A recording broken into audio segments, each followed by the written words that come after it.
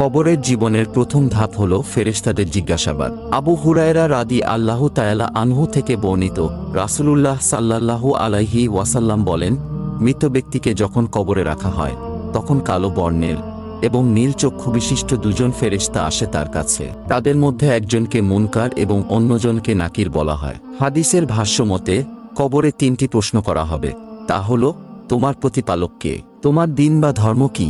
তোমার নবী কে? রেফারেন্স তিরমিজি, হাদিস নং 3120।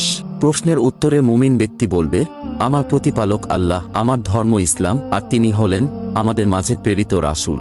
তখন ফেরেশতারা তাদের বলবে, জাহান্নামে তোমার জন্য নির্ধারিত স্থান দেখে নাও, আল্লাহ এই স্থানের পরিবর্তে তোমাকে জান্নাতের স্থান দান করেছেন। অন্যদিকে মুনাফিক ও অবিশ্বাসীরা উত্তর দেবে, আমি জানি না। তখন তাকে বলা হবে, তুমি জানতে চাওনি এবং তুমি পাঠ করনি। তারপর তাকে জাহান্নামে নিক্ষেপ করা হবে।